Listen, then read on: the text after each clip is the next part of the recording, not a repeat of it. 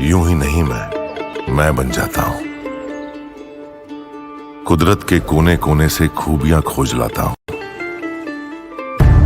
गुणवत्ता की गहराइयों का गोताखोर हूं मैं। यूं ही नहीं मैं रजनीगंधा बन जाता हूं। आप अंग्रेजी ला करके हिंदी को कमजोर करने का प्रयास हो रहा है, ये नहीं होना चाहिए। हिंदी को हटाने के लिए हम लोगों ने यातनाएं झेली हैं। दिल्ली तिहाड़ जेल में बंद रहे हैं, लखनऊ जेल में बंद रहे हैं, गोरखपुर के जेल में बंद रहे इस आंदोलन, इसलिए कि ये हिंदी अंग्रेजी यहाँ माध्यम न बने। और इसमें कितने लोग हैं, अगर अंग्रेजी करें तो उर्दू भी कर दीजिए। उर्दू क्यों नहीं करते? उर्दू भी तो भाषा है। उर्दू को नहीं करेंगे, अंग्रेजी करेंगे। हर अच्छे कार्य का विरोध करेंगे। हर अच्छा कार्य जो प्रदेश के हित में है, देश के हित में है, आप उसका विरोध करेंगे।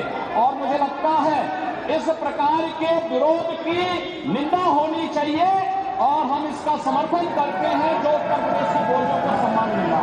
मैं आपका धन्यवाद करूंगा, विधानसभा सचिवालय को इस बात के लिए धन्यवाद दूंगा। कल हम लोगों ने यहाँ पे इसका शुभारंभ किया, समाजवादी पार्टी ने उसका विरोध किया और मुझे लगता है कि प्रोसीडिंग का हिस्सा होना चाहिए। इनको समाज के सामने एक्सपोज करना चाहिए। अपने बच्चों को ये लोग पढ़ाएंगे इंग्लिश स्कूलों में और दूसरे के बच्चे के लिए अगर वो सुविधा सरकार देना चाहती है, कह देनी उर्दू पढ़ाओ इसको, यानी उसको मौलवी बनाना चाहते हैं, कटबुल्ला बन के उनके इसको ले जाना चाहते हैं। ये नहीं चल सकता। योगी ताल ठोक के कह रहे हैं अपने बच्चों को अंग्रेजी पढ़ाने वाले दूसरे के बच्चों को सिर्फ उर्दू पढ़ाना चाहते हैं। देखिए हुआ क्या है, थोड़ा यह भी समझिए। वो योगी इतना भड़क क्यों गए समाजवादी पार्टी के उर्दू प्रेम पर? दरअसल योगी सरकार ने फैसला लिया कि यूपी विधानसभा में बजट सत्र की कार्रवाई हिंदी के साथ साथ अवधी, ब्रज, भोजपुरी, बुंदेली और इंग्लिश भाषा में सुनी जा सकेगी। विधानसभा के इसी लैंग्वेज सिस्टम का समाजवादी पार्टी ने विरोध शुरू कर दिया और आपत्ति जताई कि इंग्लिश है तो उर्दू क्यों नहीं। इंग्लिश का विरोध करने के साथ ही माता प्रसाद पांडे ने उर्दू भाषा के इस्तेमाल की जोरदार वकालत की, जिसने सीएम योगी को गुस्सा दिला दिया। लेकिन समाजवादी पार्टी जिस तरह से सीएम योगी को टारगेट कर रही है, वो विरोध विधानसभा के अंदर लगे लैंग्वेज सिस्टम तक ही सीमित नहीं है। महाकुंभ पर भी अखिलेश यादव और समाजवादी पार्टी लगातार सवाल उठा रहे हैं। कभी महाकुंभ की व्यवस्था पर सवाल उठते हैं, कभी सड़कों और रेलवे स्टेशन पर उमड़ रही श्रद्धालुओं की भारी भीड़। लेकिन मुख्यमंत्री योगी आदित्यनाथ महाकुंभ से दुनिया को आस्था की ताकत का ट्रेलर दिखाने में लगे। सीएम योगी का कहना है कि प्रयागराज, काशी और अयोध्या में उमड़ रही श्रद्धालुओं की भीड़ ने दिखा दिया कि कैसे लोगों को रोजगार मिल रहे हैं, कमाई कई गुना हो गई है। लेकिन अखिलेश यादव की सुई अब भी महाकुंभ के बजट पर अटकी है। आज अखिलेश यादव ने कह दिया कि अगर सारा पैसा कुंभ में लगा देंगे तो देश खुशहाल कैसे होगा। एक बार सीएम योगी और अखिलेश को सुनिए, फिर आगे की बात बताता हूं। हम दूसरों की उपलब्धियों पर गौरव की अनुभूति करने की बजाय अपनी स्वयं की, पूर्वजों की विरासत पर अगर हम गौरव की अनुभूति करेंगे तो हम दुनिया को बहुत कुछ दे पाएंगे। और आज प्रयागराज वही कर रहा है। प्रयागराज ने बताया है कि हमारे पास क्या स्केल है, क्या पोटेंशियल है। यह महाकुंभ प्रयागराज बता रहा है, काशी बता रही है, अयोध्या बता रहा है। कितने लोगों को रोजगार मिल रहा है, कितने लोगों की आमदनी को कई गुना बढ़ाने में मदद मिली है। कितना बृहद आयोजन बनकर के पूरा आयोजन आज देश और दुनिया को अपनी ओर आकर्षित कर रहा है। और जब प्रदेश की सरकार सब पैसा कुंभ में लगा देगी, जब सब पैसा कुंभ में लगा देंगे तो फिर किसान के लिए क्या होगा? सबसे अर्थव्यवस्था को मजबूत करने के लिए हमारी खेती, किसान और उससे संबंधित अगर योजनाएं बनेंगी और उनकी मदद होगी तो हमारा देश भी खुशहाल होगा। अखिलेश यादव महाकुंभ के बजट पर सवाल उठा रहे हैं तो उनके चाचा शिवपाल यादव ने तो महाकुंभ को योगी सरकार का पीआर इवेंट बता दिया और सरकार से इस्तीफे की मांग कर दी। वहीं इंडी गठबंधन में शामिल तृणमूल कांग्रेस की मुखिया और पश्चिम बंगाल की सीएम ममता बनर्जी तो एक कदम और आगे बढ़ गई। ममता बनर्जी ने तो महाकुंभ को मृत्यु कुंभ नाम दे दिया और इंडी गठबंधन में शामिल आरजेडी के प्रमुख लालू यादव को महाकुंभ फालतू तो लग ही रहा है, वो पहले भी बोल चुके हैं।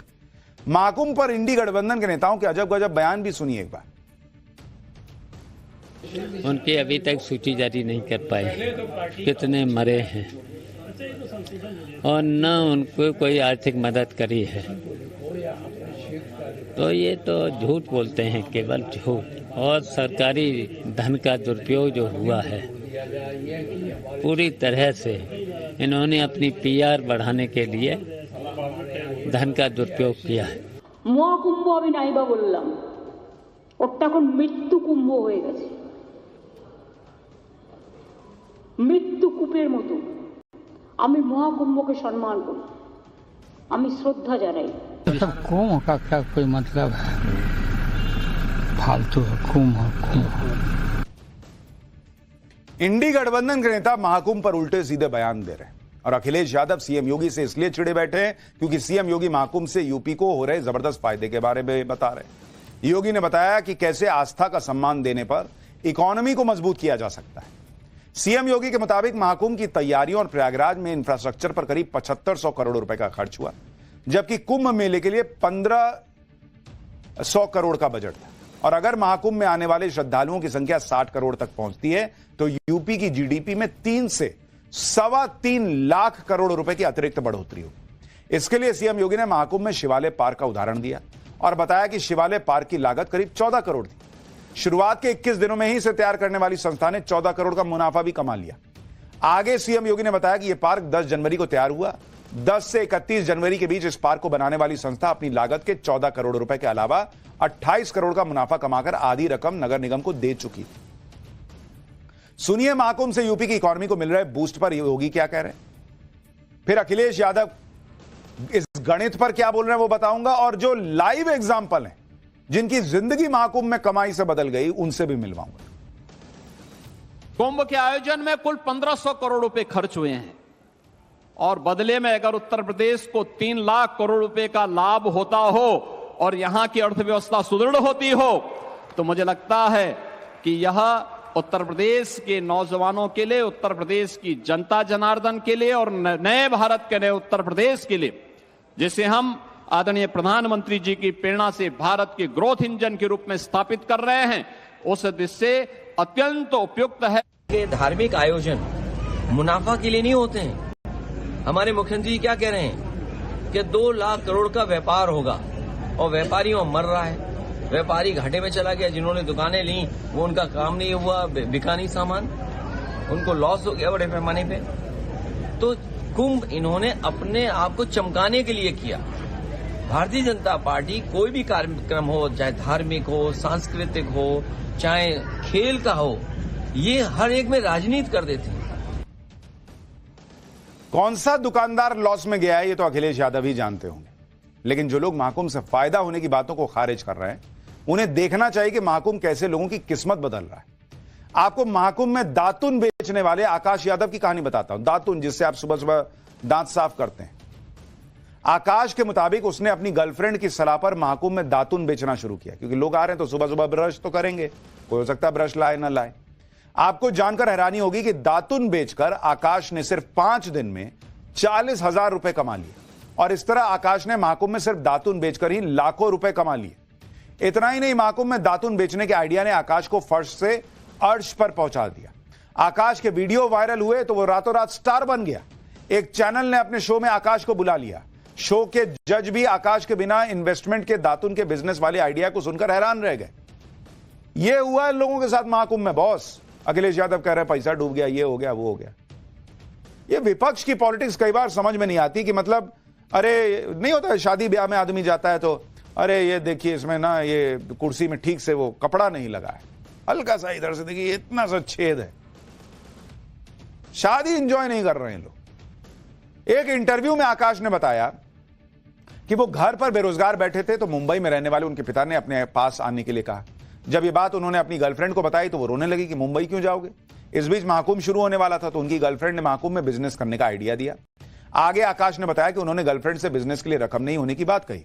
गर्लफ्रेंड ने बिना इन्वेस्टमेंट के बिजनेस करने का आइडिया दिया और महाकुंभ में जाकर नीम के दातुन बेचने के लिए कहा। आकाश यादव अकेले नहीं है जिन्हें महाकुंभ ने चमका दिया। इस इकोसिस्टम का इकलौता एजेंडा मोदी योगी का विरोध है। भले ही इस इकोसिस्टम के लोग महाकुंभ की तैयारियों पर सवाल उठाने से ना चूकें, लेकिन जरा यह तस्वीर भी देखिए। ये महाकुंभ के विरोध में झंडा बुलंद कर रहे अखिलेश यादव के चचेरे भाई धर्मेंद्र यादव हैं, जो अपने परिवार के साथ महाकुंभ में आस्था की डुबकी लगाने पहुंचे। लेकिन जिस तरह बोट में बैठे धर्मेंद्र यादव और उनका परिवार खुश नजर आ रहा है, उसे देखते हुए यह कतई नहीं लग रहा कि उन्हें महाकुंभ तक पहुंचने में किसी तरह की परेशानी हुई हो। समाजवादी पार्टी और अखिलेश यादव ने तो जैसे ठान लिया है कि विरोध करना है तो करना है, सवाल उठाने तो उठाने हैं। सोशल मीडिया पे तो लोग पूछ रहे हैं कि खुद तो लग रहा है वीआईपी ट्रीटमेंट ले रहे हैं वहां पर, और जब गाली देनी होती है, पॉलिटिक्स करनी होती है, तो वीआईपी कल्चर की वजह से ये हो गया वो हो गया कहते हैं। खुद कैसे वीआईपी टाइप घूम रहे हैं, पब्लिक पूछ रही है सोशल मीडिया पे भाई। लेकिन चल रहा है मामला।